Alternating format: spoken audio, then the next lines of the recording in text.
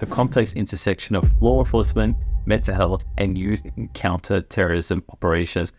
Welcome back to Lawishhh, your go-to YouTube channel for all in-depth legal analysis. So today we're diving into a very compelling case from Victoria, Australia, where counter-terrorism tactics, mental health, and youth rights converge.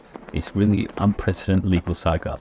So this story, you will probably see in the news, involves a child called Thomas Carrick, which was a pseudonym for a 13-year-old autistic boy whose interaction with counter-terrorism police raised significant legal and ethical questions. So we'll dive into the essence of the case, but in late 2020 and early 2021, TC, which became aware of the counter-terrorism investigation of the Australian Federal Police, dubbed Operation, okay? I'm not going to go to the full name, but despite this young age and a significant mental disabilities, including an IQ of 71, TC found herself in the center of an operation that would be challenge and understanding of justice, entrapment, and rehabilitation. So, inception of this whole operation was concerns about TC's fixation with ISIS and his behavior at school, prompting interventions with multiple fronts.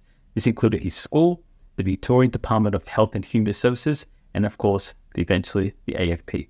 So, however, it was the AFP's decision to proceed with the controlled operation, which was just absolutely disturbing, very disturbing, even if they were undergoing this therapeutic intervention, which sparked this whole controversy. It now goes back into the ethical dilemma of these controlled operations, and honestly don't know why they proceeded with them, but controlled operations are a tool for law enforcement. They investigate serious offences without crossing legal boundaries. So it's a balancing act, right? Yet the dual approach of the therapeutic support and the undercover operation into TC's actions bring forth complex legal, ethical dilemmas.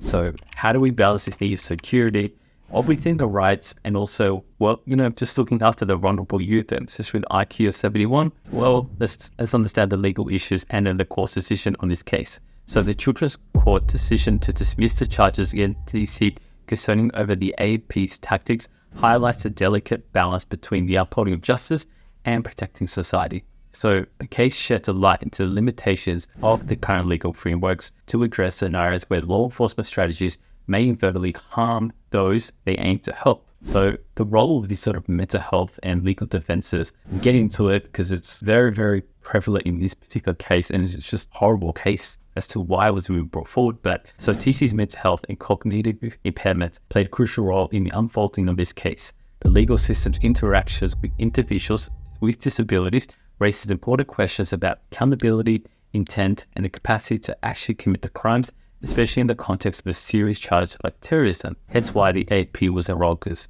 it's not a state offense, it's a federal offense. So now we sort of reflect into the youth, law enforcement, and society. I think it's really important because we see a lot of these operations coming out and just not looking good for the AFP. But as we reflect on TC's case, we're prompted to consider the broader implications of law enforcement practices, especially when dealing with minors and individuals with mental health issues. So this case challenges us to rethink how we can protect both our society and the rights of the most vulnerable among us, okay? It was just really bad. So this case from Victoria, Australia serves as a critical reminder that the complex and the intersections with law, enforcement, mental health, and youth rights, it calls for a sort of more nuanced approach to justice and to respect the vulnerabilities of individuals when safeguarding the community. So thank you for tuning into Lawishhh for this deep dive.